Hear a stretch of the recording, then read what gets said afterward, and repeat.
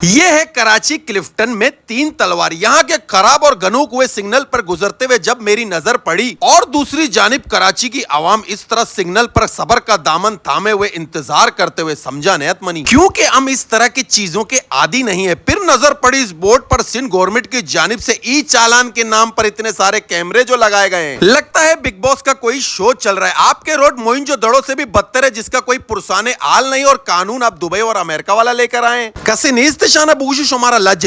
लगता है पाकिस्तान दुनिया के नक्शे से मिटाने का मिशन लिए जगह जगह तरक्याती काम के नाम पर खुदाई पूरे कराची का कर दिया बेड़ा गर्क। गिंदगे वाजा बाबा है कौम, क्या कर दिया इन्होंने मुल्क का लड़मा कुजा बुरू है यार। अब ई चालान के नाम पर इतने कैमरे लगाए गए कि 6 घंटों में करोड़ों रुपए का चालान पेश कर दिया, लेकिन इन कैमरों में चोरी डकैती नजर नहीं आई। मैं सैम निसार गहरी सोच में कि जुर्माने के लिए टेक्नोलॉजी मौजूद है मगर आवाम की तहफ्फुज के लिए कुछ नहीं। ये कैमरे आवाम की हिफाजत के लिए नहीं, उनकी जेब देखने के लिए लगाए गए। आओ शानी पीरों के खजाना मई करे जैसे।